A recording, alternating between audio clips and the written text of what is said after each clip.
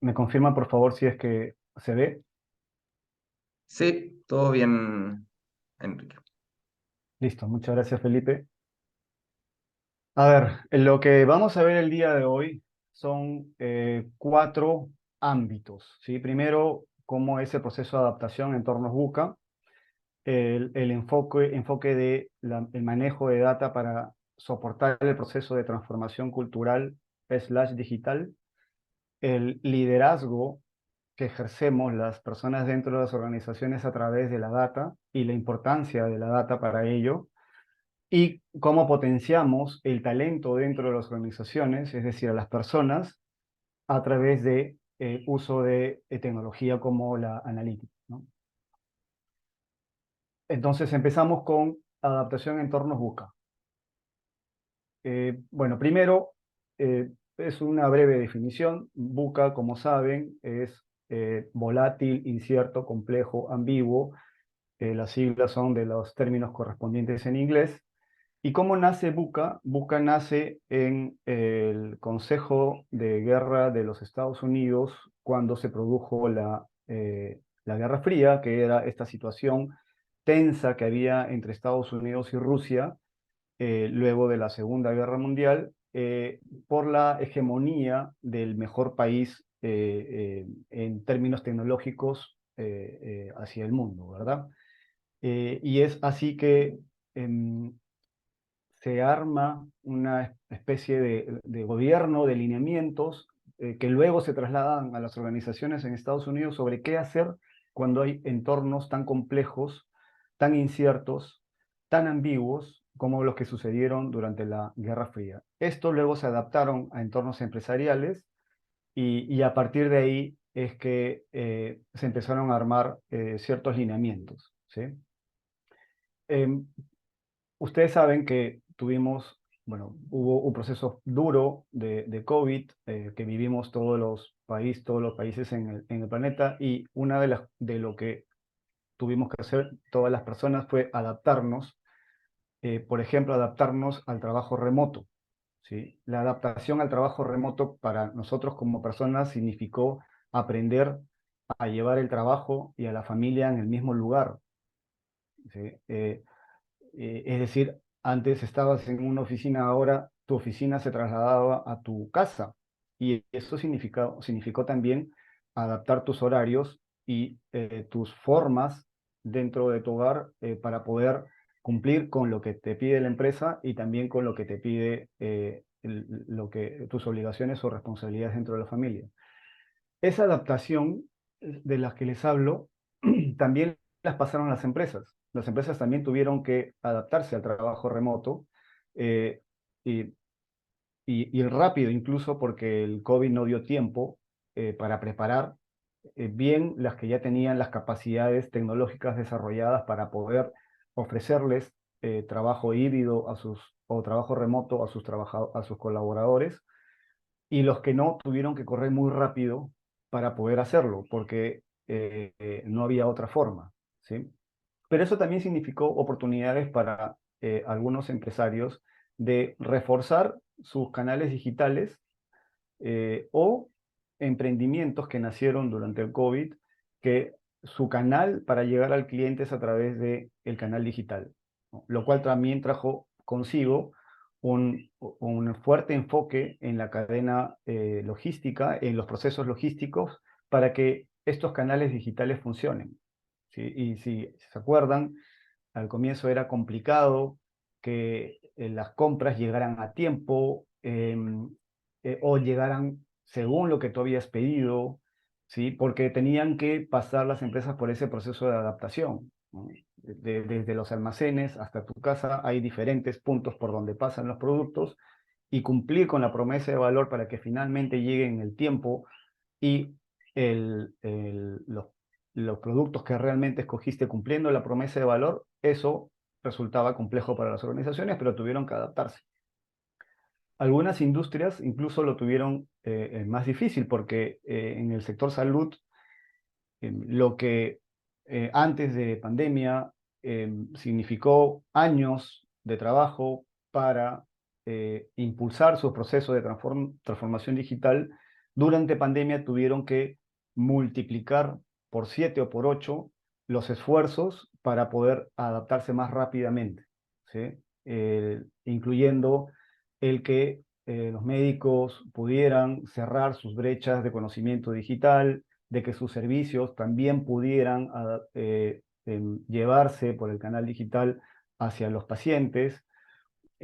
Hubo toda una transformación y una revolución importantísima para que finalmente las personas beneficiarias de estos servicios no se perjudiquen. Lo mismo sucedió en educación. Todos aquí, si es que en ese momento estábamos educándonos, tuvimos que adaptarnos a los entornos virtuales, al aprendizaje híbrido, y las universidades o las escuelas de negocio o las empresas que dan este tipo de servicios tuvieron que hacer lo propio, ¿no?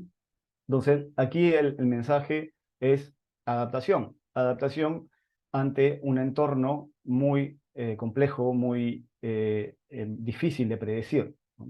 Pero ojo que si bien hace 3 años hubo COVID, han habido después de esto grandes cambios a nivel mundial que también implican adaptación dentro de las organizaciones, ¿no? La tensión entre Estados Unidos y China, la guerra entre Ucrania y Rusia. Hoy en día estamos viviendo un fenómeno del niño global. Eso significa para todos también eh, adaptación, ¿no? Y una última reflexión acá es eh, China actualmente fabrica aproximadamente unos 6 billones de bienes, de 6 billones de dólares de bienes, que es casi el 30% de la producción total global. Y entre China, Estados Unidos, Japón, Alemania y Corea del Sur, más o menos acumulan el 60% de toda la producción manufacturera, ¿no?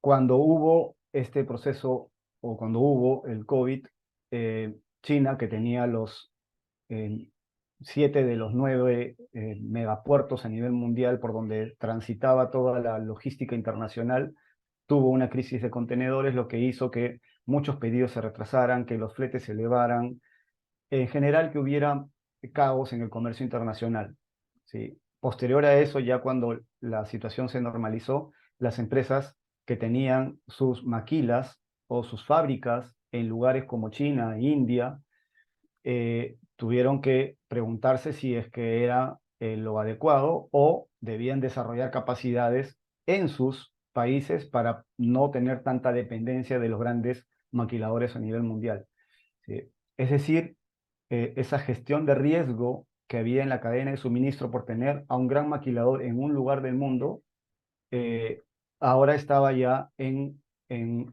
digamos, puesto en consideración para las estrategias que debían armar las empresas, ¿no?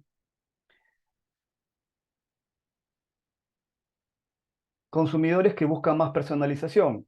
Eh, Sabemos que estamos dentro de la cuarta revolución industrial y uno de los beneficios que tiene la industria 4.0 es además de la deficiencia en recursos, está el alto nivel de personalización que exigen los consumidores y el tiempo de respuesta más rápido para llegar con tus productos al mercado, ¿sí? Ese alto nivel de personalización que exigen los consumidores es porque hoy en día tenemos a un consumidor que está empoderado. Incluso hoy en día le llaman a un consumidor 5.0 porque influye en la producción de la empresa que se encarga de mandar bienes y servicios al mercado, ¿sí? Esto en cadenas de suministro se llama el modelo pool.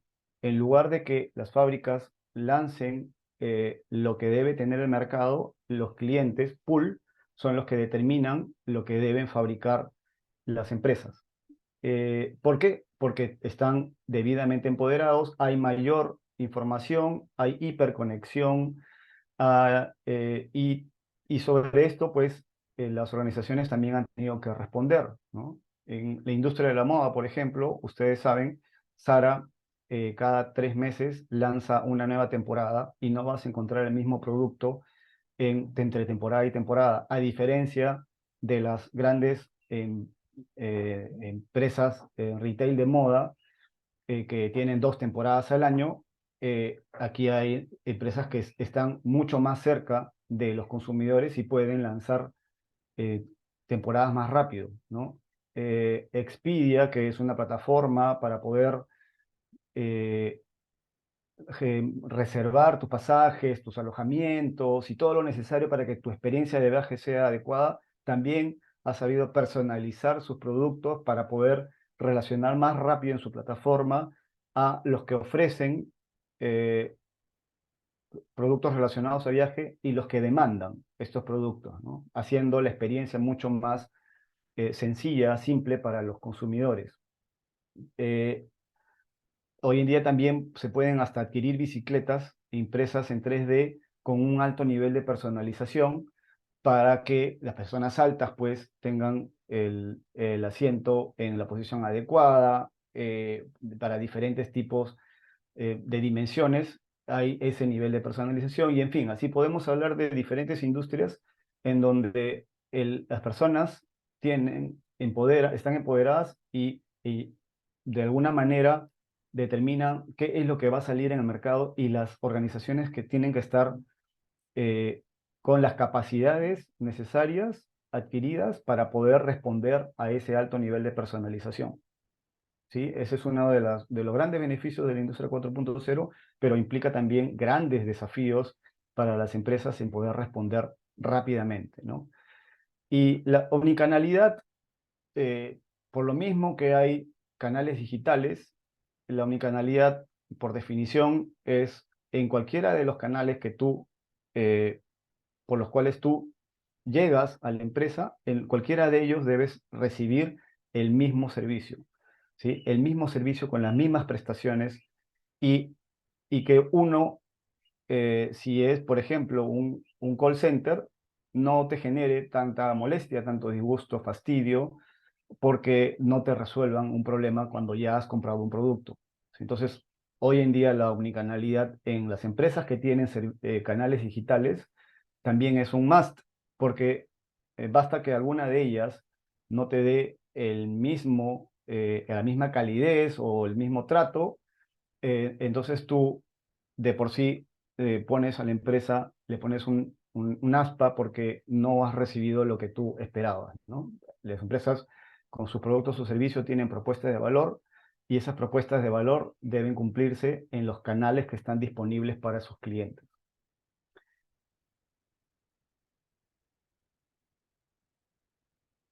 Entonces, ante estas situaciones complejas, inciertas, ambiguas, en donde hay un consumidor empoderado, en donde ellos son los que determinan cuáles deberían ser los productos personalizados y, por cierto, el gran poder que tienen las redes sociales también para determinar si es que les agradan o no les agradan. Lo que actualmente hacen las empresas a nivel de estrategia resulta suficiente. eh, es, es suficiente con hacer los planeamientos estratégicos una vez al año con mirada a 3, 4 años. Ese enfoque tradicional para plantear y medir objetivos estratégicos es suficiente. Eh, la respuesta es ya no es suficiente, ¿sí? Hoy en día las empresas tienen que incluir dentro de sus modelos de gestión la capacidad de poder experimentar y desarrollar productos, servicios que puedan llegar rápido al mercado a través de algún prototipo y recoger los insights del mercado para poder replantear, refinar o de repente darse cuenta de que están por el camino adecuado con ese producto o servicio. ¿Sí? Entonces, vamos a hablar un momento más sobre esta característica dentro de las organizaciones, pero tienen que ser capaces de llevar el negocio en el business as usual, o sea, el negocio como está, con sus propias características, pero también de poder experimentar y que la experimentación no se frene, ¿no? Y eso representa un gran desafío para las organizaciones. Y es y es en este gran desafío que tienen las organizaciones que este enfoque gestionado en datos o data driving es importante para esa transformación cultural slash digital en las organizaciones. Eh, Respecto a transformación digital, eh, no, hay algunas cosas que se deben desmitificar. No es un proyecto. Cuando se habla de transformación digital, estamos hablando de un cambio, de un cambio a nivel de toda la organización, un cambio cultural. No es un proyecto, es un proceso. Tampoco se trata de digitalizar un proceso o automatizar un proceso o implementar un sistema de información o adquirir alguna tecnología, ¿no? Es un cambio de mindset. Es un cambio de mindset, es un cambio de cultura que debe estar liderado desde la cabeza, desde el CEO y también, como no, de los miembros del directorio que deben tener claro de qué manera las tecnologías pueden aportar a la organización.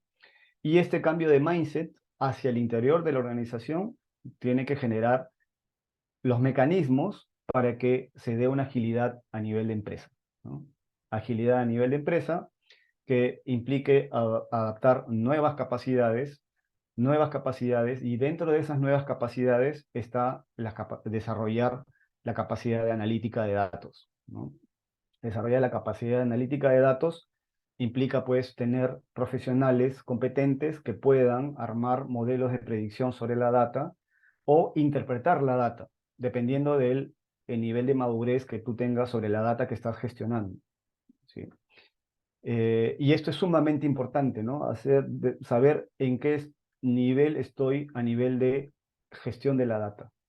Eh, Hace un momento les dije de que las organizaciones tienen que, si bien deben estar en su business as usual, o sea, la operación como está corriendo actualmente, necesitan también tener un modelo de experimentación. A eso se le llama empresas ambidiestras, ¿no? Las que pueden eh, transitar sobre la operación como está y a su vez desarrollar las capacidades, tener una estructura que permita eh, promover promover la innovación, no frenarla. Todos los colaboradores que ingresan a la empresa, y esto ustedes se deben haber dado cuenta, todos tienen ideas que quieren aportar. Y muchas veces esas ideas se quedan en la primera vez porque el líder las frenó, porque no supo crear un ambiente en donde se promuevan las ideas, donde esas ideas vayan hacia arriba y finalmente se transformen en mejoras en procesos o, ¿por qué no?, en productos innovadores, ¿no? Entonces, parte de lo que se debe hacer para poder responder ante estos cambios que hay en el mercado es desarrollar esas capacidades al interno, a nivel de analítica, a nivel de inteligencia artificial.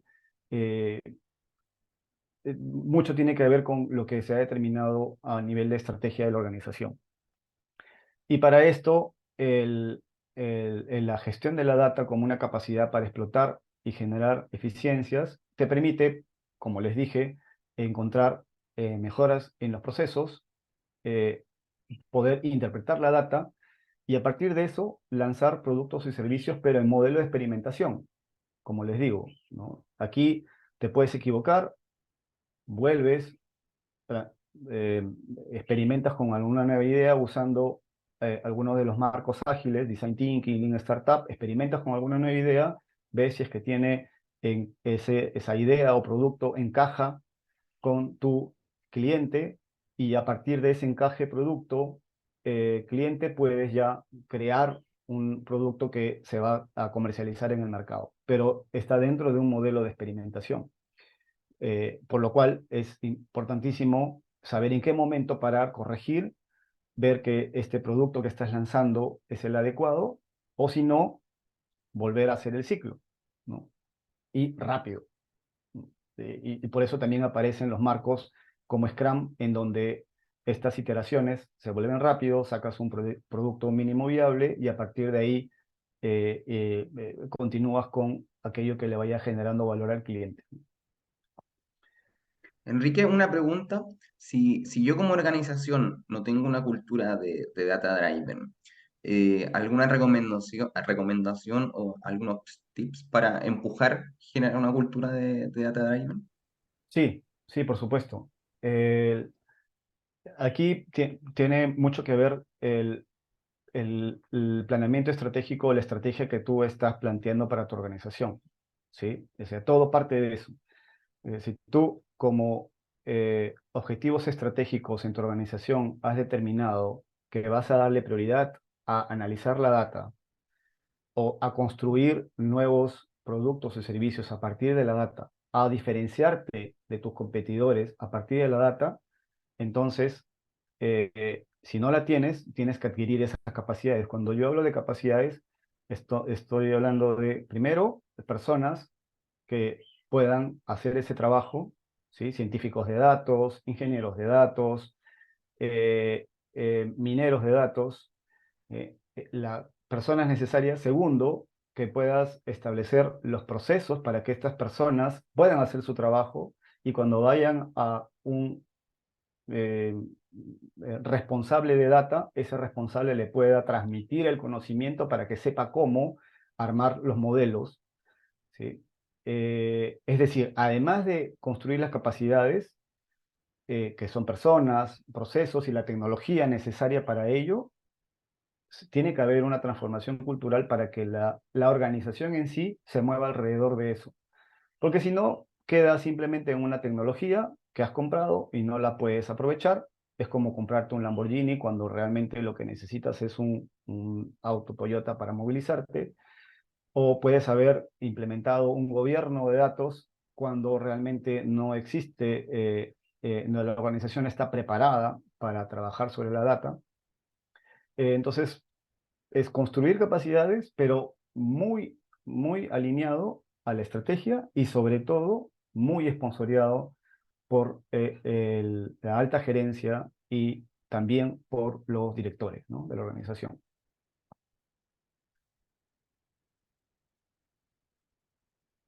Entonces aquí la data se vuelve pues un activo crítico, ¿no? La data es el corazón de la empresa y esta bombea información vital para el crecimiento y el éxito de la empresa, ¿no? Aquí yo les cuento una anécdota. En una organización, eh, a todos nos dijeron que íbamos a seguir el estándar 27001, que es digamos, es una política para seguridad de la información. Es una ISO para seguridad de la información. Todos estuvieron de acuerdo, ¿sí? Desde la alta gerencia, hubo concientización hacia los colaboradores. Todos estuvieron de acuerdo con lo que se tenía que hacer a nivel de seguridad de la información.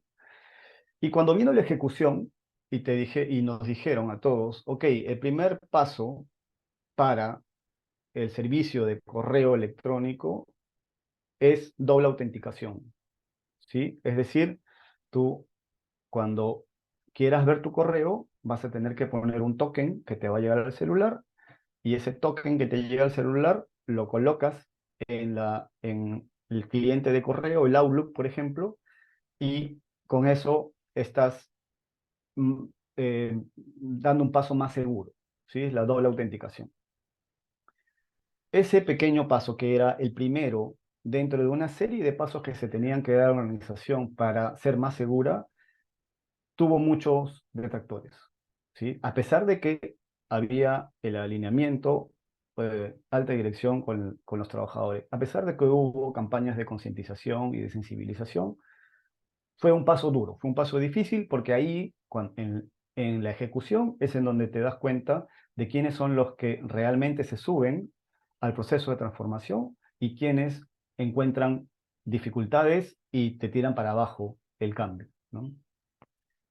Lo que se pensaba iba a ser una actividad simple de 1 o 2 días, terminó siendo una actividad compleja que significó a todos los líderes volver a explicar por qué era tan importante esto. Eh, entonces, si la data es un activo crítico, si la organización está invirtiendo en establecer estándares para proteger la data, e incluso hay gobiernos de datos que te permiten hacer eso, como el el CDMP, que es el Certified Data Management Professional. Lo que queda pues es colaborar con la organización para que esto se pueda ejecutar y se ejecute bien, ¿no? A nivel de ciberseguridad, la charla no es sobre ciberseguridad, pero deben haber escuchado muchos casos en donde han habido ciberataques y hoy en día ya no es algo que tú puedes posponer, sino es algo que tienes que hacer, ¿no? Es desarrollar las capacidades nuevamente al interno, personas, procesos, tecnología, para que puedas estar en una mejor posición ante un ciberataque. Y aquí yo les pongo un ejemplo reciente. Hace poco en Colombia hubo un ciberataque, fue hace una semana, si no me equivoco, considerado el peor que ha sufrido el país en los últimos tiempos, ¿no? Se dirigió a, o sea, una empresa llamada IFX Network, es una empresa de servicios de comunicación y plataformas digitales. Se dejó afectadas a 64 entidades en Colombia, 34 páginas web estatales, más de 2 millones de procesos judiciales quedaron estancados debido a este ataque. El gobierno hubo una respuesta a nivel de gobierno, eh, hubo un planteamiento de recuperación de información para que todas las entidades afectadas pudieran recuperar su operatividad al 100%. Si este ataque se dio hace una semana, el plazo que se puso fue hace poco, o sea, más o menos una semana, o sea, 7 a 10 días en donde las organizaciones se pararon por esto. Entonces ya no es, como les digo, eh, eh, algo que pueda dejar para después. Tengo que tomar acción sobre proteger el activo más importante que tiene la organización, que es la data.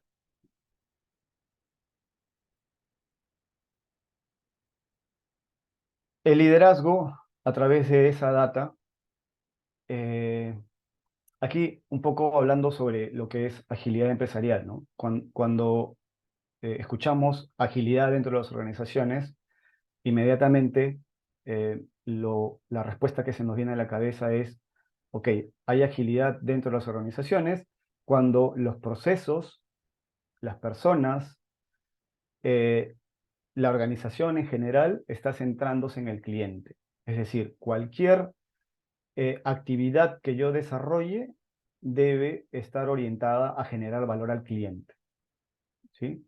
Y debe tener un impacto positivo en el cliente. Así esté en el front-end, o sea, comercial, operaciones, o en el back-end, administración, contabilidad, finanzas, incluso TI.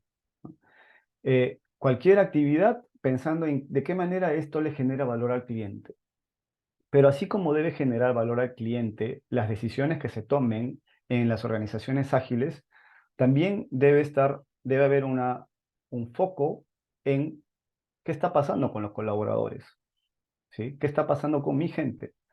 Si mi gente no está satisfecha con lo que está haciendo, no hay entornos laborales que lo motiven, ¿cómo podrían hacer su trabajo de tal manera que genere valor al cliente?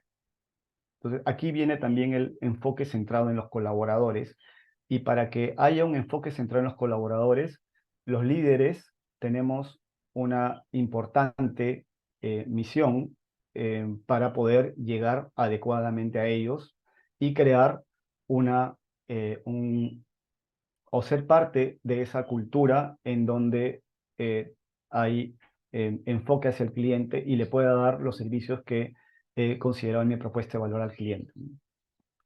Eh, entonces, ese liderazgo que cada día es más importante y más trascendental en las organizaciones, es crítico para la toma de decisiones que tienen que ver sobre personas, ¿no? eh, Algunos skills que indica el Foro Económico Mundial que deben desarrollarse para 2025, les digo, ¿no? Son pensamiento analítico e innovación, resolución de problemas complejos, razonamiento crítico y análisis, eh, y hay un par más que tienen que ver mucho sobre personas, ¿no? Primero, inteligencia emocional, o sea, ser conscientes de las reacciones que tienen mis colaboradores y poder ponernos en los zapatos de ellos.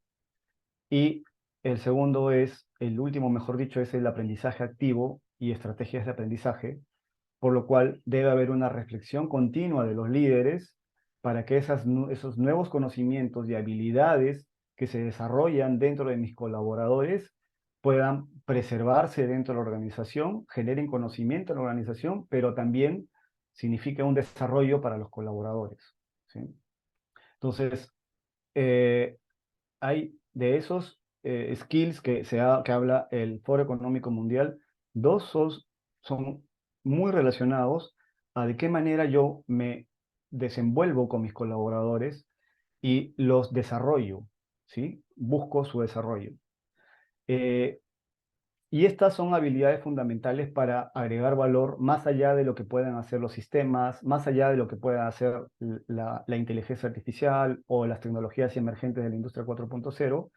Son eh, habilidades fundamentales para que los colaboradores finalmente puedan generar valor, ¿no? En estos entornos digitales en donde te debes adaptar continuamente en tus formas de trabajo. Entonces, por ejemplo, a partir de estos skills que deben tener los líderes y que deben ir desarrollando los líderes, deberían darse mejores feedback a los colaboradores, ¿sí? A eso hay que agregarle la data, ¿no? Un mejor feedback a los colaboradores es un feedback con data, ¿sí? No un feedback subjetivo porque hizo algo mal en una determinada situación y se le corrige sobre eso mal que hizo, sino es sobre una serie de acciones que ha venido desempeñando el colaborador para que finalmente yo le pueda dar un feedback muy objetivo. Incluso hay metodologías para poder dar feedback, ¿sí? Y para el feedback, para que uno dé feedback como líder, tiene que prepararse. Em, Así como me debo preparar y tener data que me permita dar feedback a mis colaboradores, también a través de la data es que determino quiénes son los que podrían asumir nuevos proyectos porque han tenido un rendimiento adecuado, porque han sabido responder ante las iniciativas que se le ha dado, que la organización le ha dado, quiénes podrían asumir nuevos proyectos e incluso de forma muy objetiva, cuáles son, quiénes están en capacidad de ascender dentro de la organización. Si es que esto se hace de forma objetiva, utilizando data que respalde las decisiones, el clima en la organización no debería perjudicarse porque se está viviendo un data driven para la toma de decisiones respecto a personas. Totalmente objetivo. Pero cuando no la tienes y lo haces en función a percepciones o a familiaridad o a compañerismo, entonces puede generar un clima negativo porque vienen los cuestionamientos como, ah, bueno, es su amigo, ah, bueno, no se lo merecía, yo sí hice todos los méritos necesarios para hacerlo. Y esto te puede jugar en contra definitivamente, ¿no? Enrique, Em, disculpa que sí, te interrumpa. No, sería súper bueno también contar un poco cómo podemos poner esto en práctica, con algunas recomendaciones para quienes están hoy día escuchándonos. claro. Gracias, Felipe. Algo que yo he visto y funciona es a partir de la data y de conocer a tus colaboradores, a los líderes, la organización los puede educar, ¿no? A través de escuelas de liderazgo. Escuelas de liderazgo en donde determines cuáles son las competencias que deben desarrollar tus colaboradores y esto de forma muy personalizada porque no todos necesitan desarrollar las mismas competencias, de forma muy personalizada, utilizando experiencias reales de la organización que te permitan identificar cuál es el problema, de qué manera debería abordar ese problema el colaborador y a partir de eso generar aprendizaje, ¿sí? No hay mejor forma de aprender que es a través de los errores cometidos por la misma organización, pero para eso tiene que existir data sobre esos errores, sobre el desempeño de los colaboradores, sobre las competencias que deben desarrollar y poder esto que les he mencionado ponerlo en la práctica, ¿no? Gracias, Felipe, por la pregunta. Ahora, ¿cómo potenciamos ese talento del que hemos hablado utilizando analítica, ¿no? Eh, a ver, ya les mencioné de que a través de data y de habilidades que deben desarrollar los líderes, abordas a tus colaboradores de forma objetiva. Pero dentro de tus colaboradores hay personas que tienen un destacado nivel de desempeño, tienen un fuerte potencial para seguir escalando en la organización y están mapeados debidamente, el área de recursos humanos los mapea junto con los líderes y a esas personas se les considera talento, ¿sí? Se les considera talento y a ese talento lo tienes que cuidar, porque ese talento es el que va a crecer en la organización, es el que va a generar mayor valor en la organización y por lo tanto debes ofrecerle las condiciones para que se mantenga en la organización. Ese talento también lo gestionas con eh, adecuadas evaluaciones de desempeño, con planes de desarrollo incluso más retadores para que puedan seguir trabajando en la organización y contribuyendo sin que eso signifique pues que lo amarres o firmes un contrato a largo plazo, porque eso no se puede hacer, ¿no? Las personas toman decisiones y si es que no se sienten a gusto en las organizaciones, salen de ellas, ¿no? Entonces, tienes que encontrar las formas de engancharlos eh, dentro de los lineamientos que te da la alta dirección, porque tampoco es que recursos humanos pueda ofrecer si es que no hay recursos para poder cumplir. Y esto también obliga a las organizaciones a que debes estar haciendo un benchmark más frecuente con el mercado. ¿Sí? Para ese talento que tú has identificado y que de analista probablemente en un año o dos va a ser jefe de una determinada área, ¿qué está haciendo el mercado para retenerlo? ¿Qué está haciendo el mercado para darle ese salario emocional del que se habla mucho también? ¿No? Porque recordemos que hoy estamos en un momento en el que 4 generaciones juntas están en entornos laborales, ¿no? Los baby boomers, generación X, generación Y y los centennials ya están entrando, ya están dentro de las organizaciones. Y, y el baby boomer o generación X tiene que saber comunicarse con el centennial, tiene que saber enganchar con este colaborador que puede tener motivaciones, propósitos muy diferentes a los que tienen sus líderes. Entonces tienes que saber enganchar para poder eh, hacer que consiga sus objetivos y se enganche también con el propósito de la organización.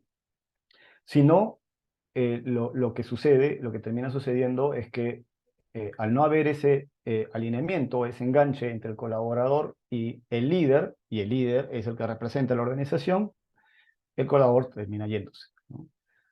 Si no encuentra su propósito dentro de la empresa, lo va a buscar en algún otro lado y de repente hasta con condiciones económicas parecidas se mueve, ¿sí?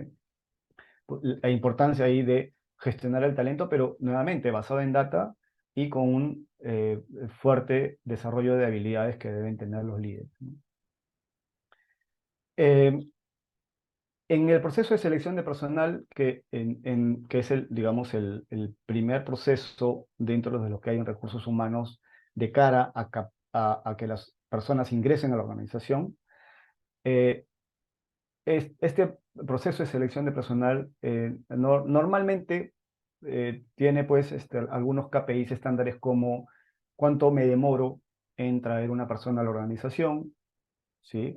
Eh, eh, el- la inducción de esa persona dentro de la organización se ha hecho por completo, ¿sí? Si es que está teniendo dificultades en encajar dentro de la organización, pero no se hacen preguntas como cuántos CV se descartan de todos los que recibió el área de recursos humanos, específicamente en proceso de selección de personal, cuántos de esos CVs se descartaron y quizás dentro de esos CVs que se descartaron tenías al candidato ideal, pero como son personas las que revisan los CVs, las personas todas estamos sujetos a cometer errores, ¿sí?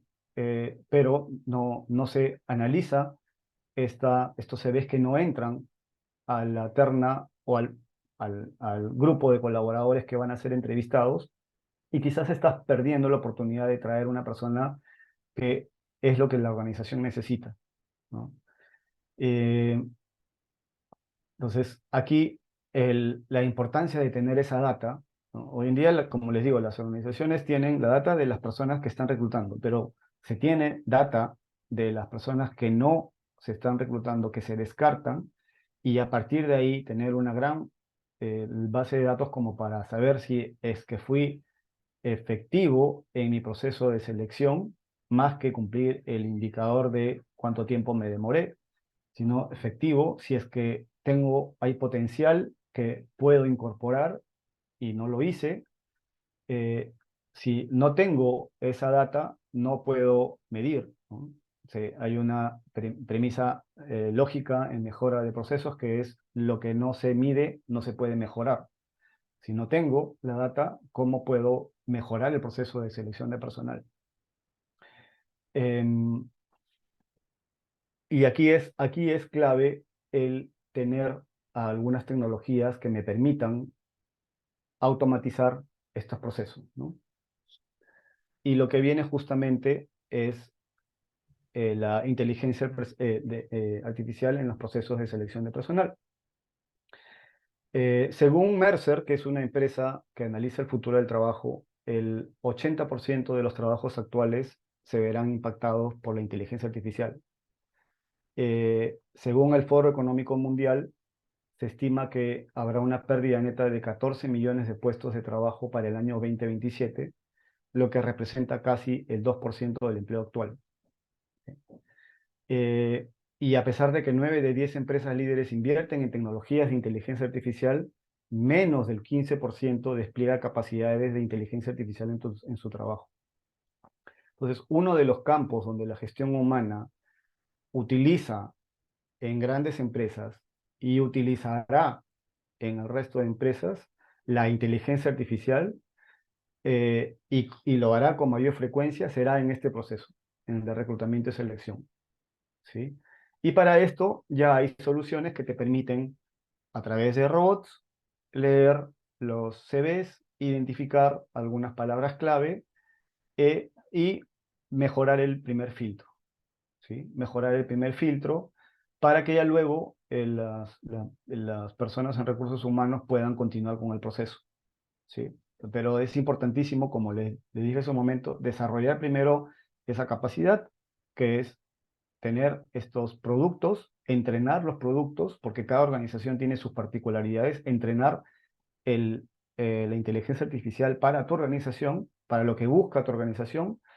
No solamente son los skills que buscas para una posición, sino es que además tienen que hacer fit con la cultura de tu organización, ¿sí? Y eso significa entrenar el modelo para que cada vez sea más preciso en los candidatos que pasen a la siguiente etapa, ¿no? Entonces, hoy ya es algo que se está viviendo en algunas organizaciones. La IA se encarga de filtrar y clasificar los CVs de los candidatos, eh, y se tienen que entrenar estos modelos para hacer las preguntas necesarias, eh, y eso significa que en recursos humanos, para este proceso de selección de personal, las personas tienen que interactuar con los robots, ¿no? Con los bots, con la inteligencia artificial, para que puedan cada vez perfeccionar esos modelos, y ser más efectivos en el momento de identificar al personal adecuado. Eso es lo que yo tengo para ustedes el día de hoy. Muchas gracias Enrique. Desde Talana también, nuestras soluciones también creo que pueden ser un respaldo y una solución importante en este objetivo de trabajar con data. Algunos de nuestros módulos son contundentes en este sentido, módulos como reclutamiento y selección. Justamente Enrique, tú que hablabas sobre cómo hoy día encontramos estos nuevos talentos, tenemos una solución que permite a través de la data tomar mejores decisiones para los procesos de selección. También tenemos otros módulos como firma digital, remuneraciones, asistencia y turno, gestión de personas, comunicaciones y desarrollo organizacional. Todas soluciones que vienen desde la data a entregarle información a las áreas de recursos humanos para que puedan agilizar sus decisiones y transformarse en el fondo en un aliado estratégico del negocio para la organización. Así que nosotros desde Talana, y quiero agradecerte, Enrique, a nombre de toda la organización, tu conocimiento, tu experiencia y toda esta exposición en el que de alguna u otra forma todos nos podemos tomar algo y llevarlo a nuestras organizaciones para los procesos de mejora. Así que te agradecemos, Enrique, y por supuesto que ahora abrimos unos minutos para que si hay dudas, preguntas, se puedan realizar ahora y nos quedamos unos minutos dialogando sobre la exposición. Ahí Enrique, si hay preguntas yo te las voy a ir leyendo. Y mientras, me gustaría preguntarte, Enrique, desde mi lado, eh, que nos pueda entregar quizás tres pasos esenciales para dar este salto dentro de las organizaciones. Tres simples pasos que puedan resumir toda tu exposición y que con estas tres cosas nos podamos ir hoy día y decir, ya, efectivamente, con estos tres pasos creo que puedo ir avanzando, puedo comenzar a pavimentar este camino hacia la transformación digital y hacia una toma de decisiones con data. Ok, gracias Felipe. Encantado de haber estado con ustedes. Tres pasos esenciales es incorporar en la estrategia las tecnologías que sean necesarios para cumplir esos objetivos estratégicos que te planteas. Segundo, desarrollar las capacidades internas, personas, tecnología, procesos, para poder acometer esos objetivos estratégicos. Y tercero, la ejecución. La ejecución, necesitas una organización ágil para que pueda ejecutar estas iniciativas y desarrollar las capacidades, potenciarlas para que finalmente puedan dar su fruto. Esos son tres pasos fundamentales que se tienen que dar y para ello pues tiene que haber un alto convencimiento de la alta dirección para que te acompañe en ese proceso. No es no es una iniciativa aislada que lleva el área de TI, sino es una iniciativa o un cambio cultural que lo lleva toda la organización. Perfecto. Gracias, Enrique. Bueno, si no hay consultas, voy a recordar que esta sesión la pueden volver a ver en nuestro canal de YouTube y también se les será enviada a sus correos electrónicos para que puedan volver a verla y compartirla con sus contactos. Vuelvo a agradecerte, Enrique, este tiempo, tu disposición. De verdad fue un gusto para nosotros y te deseamos lo mayor de los éxitos. Por supuesto que desde Talana cuenta con nosotros ya como un partner para todo lo que gustes. Así que te dejo, Enrique, ahí si quieres también despedirte y comentar lo que gustes también sobre tus proyectos personales y lo que se viene. Ah, perfecto. Muchas gracias. Eh, uy, ya no puedo, así puedo compartir. Disculpen. Eh,